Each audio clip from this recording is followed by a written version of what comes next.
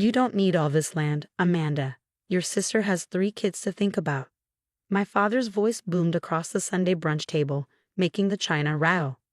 I gripped my coffee mug tighter, trying to maintain my composure as I watched my parents and sister Katie orchestrate their latest attempt to take what was mine.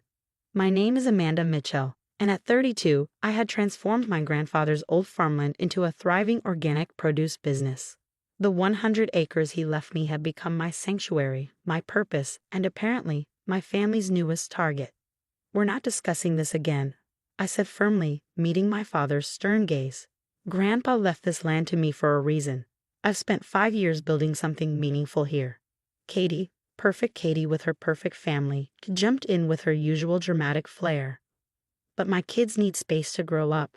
Your nieces and nephew deserve. What about what I deserve? I cut her off, surprising everyone, including myself. I've poured everything into this land. My savings, my time, my future. Mom reached across the table, her expression a practiced mix of concern and manipulation. Honey, you're single. You don't have a family to think about. Katie needs. I have a family, I interrupted again. My employees, my customers, the community that depends on our organic produce. Just because I'm not married doesn't make my work less valuable. Dad slammed his hand on the table, making everyone jump. This isn't about your little garden project. This is about family, about doing what's right. I stood up, my chair scraping against the hardwood floor. My little garden project supplies produce to half the restaurants in town. I employ 15 people. I'm not giving it up just because Katie wants a bigger backyard. You're being selfish, Katie sniffed, clutching her designer handbag. My children. Your children have a 4-bedroom house and a huge yard, I reminded her. What they don't have is any right to my property. That's when Dad's face turned that dangerous shade of red I remembered from childhood. We've already promised Katie she could build her dream home here. The contractors are coming next week. My blood ran cold. You what? It's done, Amanda, Mom said softly. We've already paid the deposit. Katie's house will be perfect right where your current greenhouse is. I pulled out my phone, hands shaking, and pulled up my security app. Sure enough, there were several recent photos of men in suits measuring and marking areas around my greenhouse. They had been on my property without my permission. Get out, I said quietly, my voice trembling with rage. All of you, get off my property. Don't be dramatic, Katie rolled her eyes. This is happening whether you like it or not. Dad's already arranged everything. I turned to my father, the man who had always favored Katie, who had dismissed my dreams as hobbies since I was a child. If you or any contractors step foot on my land without permission, I'll call the police. He stood up, towering over me like he used to when I was small. You ungrateful little. I'm your father. This is family land. No, I corrected him, standing my ground. This is my land. Legally, morally, and in every other way that matters. Leave. Now. They left, but not before my father's parting shot. We'll see about that. I should have known he wouldn't give up easily. The next morning, I woke to the sound of heavy machinery. Racing outside in my pajamas, I froze in horror at the sight before me. My father was behind the wheel of a bulldozer, plowing through my carefully tended organic gardens. Katie stood nearby, pointing out where her new house would go, while Mom supervised the destruction of 5 years of my hard work. Stop, I screamed, running toward them. What are you doing? Making room for your sister's future, Dad called out, not even pausing as he destroyed another row of crops. You had your chance to be reasonable. I grabbed my phone and started recording, my hands shaking as I documented the destruction. Then I called the police. You can't call the police on your own father, Mom shrieked, trying to grab my phone. Watch me, I replied, stepping back. And I've got security cameras recording everything too. Katie's smug smile faltered slightly. You're bluffing. You don't have security cameras. I pulled up the app again, showing them the multiple angles currently recording their criminal behavior. Grandpa taught me to always protect what's mine. I've got cameras covering every inch of this property, and they've been recording since you first sent those contractors to trespass last week. The sound of police sirens in the distance made them all freeze. Dad switched off the bulldozer, his face pale. You've gone too far, I told them as the police cars pulled up. Way too far. As the officers approached, I could see the reality of their actions finally starting to sink in. But I knew this wasn't over. My family had always been relentless when they wanted something, and they wanted my land. What they didn't know was that I had more evidence than just security footage. Grandpa had left me more than just land. He left me everything I needed to protect it. The upcoming court date would show them exactly how well I'd learned from him.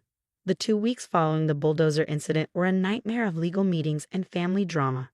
My father was charged with criminal damage to property, but my mother somehow convinced the prosecutor to offer a plea deal, community service, and restitution for the destroyed crops. But that wasn't the end of it. While I was meeting with my lawyer about the criminal case, Katie filed a civil suit claiming she had a right to part of the property based on some verbal agreement with our parents. "They're getting desperate," my lawyer Martha said as we reviewed Katie's claim. "But I think it's time we show them what your grandfather left you." I nodded, opening my safe to pull out the leather portfolio I'd kept hidden for 5 years. Inside was everything Grandpa had prepared before his death. Documents, letters, and evidence of my family's past attempts to take advantage of him. "Are you sure about this?" Martha asked, her eyes widening as she read through the contents. "Once we present this in court, there's no going back. Your family. They stopped being family the moment Dad destroyed my livelihood." I replied firmly. Grandpa knew this would happen. That's why he prepared everything. The morning of the civil hearing, I arrived at the courthouse to find my entire family waiting. Mom rushed over, her face a mask of concern. "Amanda, please," she pleaded. "We can still fix this. Just give Katie 10 acres. That's all she needs for her house." I walked past her without responding. Katie's husband Mark tried next, blocking my path. "Be reasonable," he said. "Think about the children. They deserve to learn that destroying other people's property is okay as long as you want something." I cut him off. "Great lesson." Inside the courtroom, Katie's lawyer presented their case first. He talked about family obligations, verbal promises, and the importance of providing for future generations. Katie took the stand, crying on cue about how I was destroying our family over just a piece of land. When it was my turn, Martha called me to the stand. "Ms. Mitchell, could you tell us about the day your grandfather gave you this land?" I took a deep breath. It was 3 months before he died. He called me to his study and showed me all the documentation he prepared. He knew what would happen after he was gone. "What do you mean?" I pulled out the first document from the portfolio. This is a video recording of my parents and sister trying to convince Grandpa to sell the farm 2 years before he died. They wanted to develop it into luxury homes. The courtroom went silent as Martha played the video. There was my family, pressuring my elderly grandfather, calling his organic farming ideas outdated and worthless. Then came my father's voice. "Just sign it over, Dad. We know what's best for the family." Objection. Katie's lawyer jumped up. "This is irrelevant to the current case." On the contrary, Martha replied smoothly. "This establishes a pattern of behavior that led Mr. Mitchell to take specific precautions with his will." The judge allowed the evidence. Next came the letters. Dozens of them, documenting every time my family had tried to manipulate Grandpa out of his property. And finally, the most damaging evidence of all. "This is a notarized statement from my grandfather," I said, my voice steady, "recorded 1 month before his death, specifically stating that the land should never be divided or developed. He left it to me because I was the only one who shared his vision for sustainable farming." I looked at my family as Martha played the video. Mom had her face in her hands. Dad looked like he might explode. Katie was frantically whispering to her lawyer. Furthermore, I continued, Grandpa added a clause to the deed. If anyone contests my ownership or tries to force development of the land, they forfeit their inheritance from his estate, including the trust funds he set up for Katie's children. That was the bombshell. Katie's face went white. The trust funds for her kids were worth far more than any piece of land. She'd been counting on that money for their private school education. "You knew about this," she shrieked, jumping up. "You knew about the trust funds and still let us file this lawsuit." "I tried to tell you to leave it alone," I replied calmly, "multiple times. But you and Mom and Dad wouldn't listen. You never listen." The judge called for order as Katie dissolved into real tears this time. Her lawyer quickly requested a recess to confer with his client. In the hallway, I watched my family huddled together, their perfect plan crumbling around them. Mom kept shaking her head. Dad looked defeated, and Katie was frantically calling her financial advisor. Martha touched my arm. They'll withdraw the lawsuit. They have to, or they lose everything. I nodded, feeling surprisingly empty. This victory didn't bring me joy, but it did bring something else. Peace. Finally, they would have to accept that the land was mine, that my work mattered, that I wasn't just the single daughter they could push around. But as I watched them scrambling to save what they could of their situation, I knew there was one more surprise left, one final piece of evidence that would change everything. After Katie withdrew her lawsuit, I thought my family would finally leave me alone. Instead, they launched a different kind of attack. Mom started telling everyone in town that I'd destroyed the family over greed.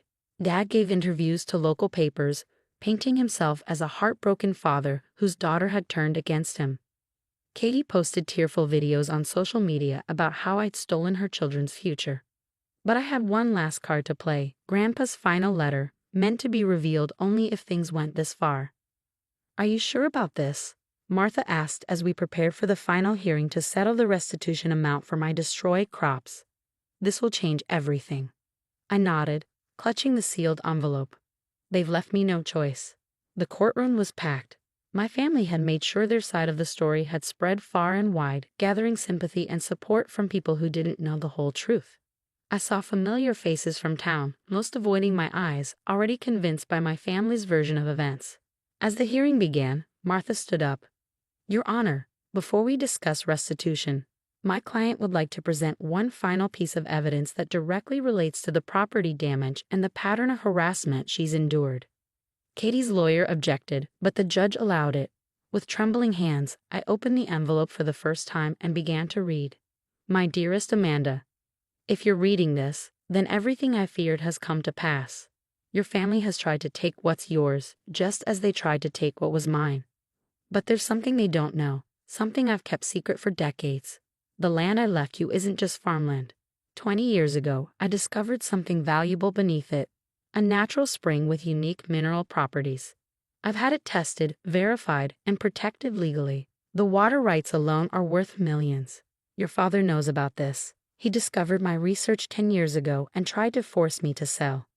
When I refused, he and your mother began their campaign to discredit my mental capacity, hoping to gain control of the property. That's why I made sure you would inherit everything, because you were the only one who loved the land for what it was, not what it could be sold for.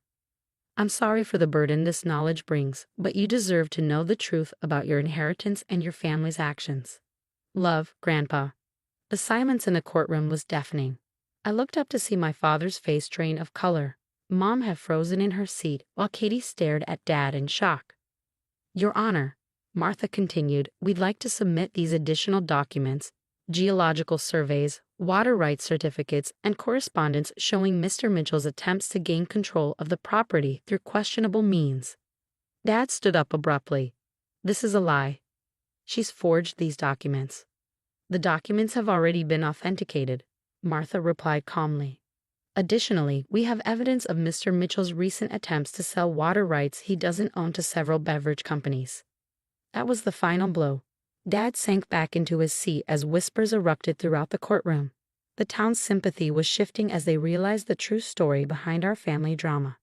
The judge took one look at the new evidence and immediately ruled in my favor, ordering maximum restitution for the destroyed crops and adding a restraining order preventing my family from coming near my property. Outside the courthouse, Mom tried one last time. "Amanda, please," she begged. "We can work something out. Share the profits as a family." "Family?" I laughed quietly. "You stopped being family the moment you chose greed over me. The land stays as Grandpa wanted, an organic farm. The spring will remain untouched." "But think of the money," Katie protested. I replied. "I'm thinking of the sustainable income the farm provides for our employees, the healthy food we provide for our community, and the legacy Grandpa trusted me to protect. 5 years have passed since that day. My organic farm has flourished, expanding to include an educational center where we teach sustainable farming practices. The spring remains our secret, its water naturally irrigating our crops just as it has for generations. My family? They moved away after the truth came out, their reputation in town irreparably damaged. Sometimes I get messages from Katie's kids, now teenagers curious about their aunt and the farm they've heard so much about. I've invited them to visit to learn about their great-grandfather's legacy and to understand that true wealth isn't always about money. The land Grandpa left me has become more than just property. It's a testament to standing up for what's right, protecting what matters, and finding success on your own terms. Every morning, as I walk through my restored gardens, I thank him for trusting me with his legacy and for giving me the tools to protect it. Sometimes the best revenge isn't about winning or losing. It's about staying true to your principles and letting the truth speak for itself.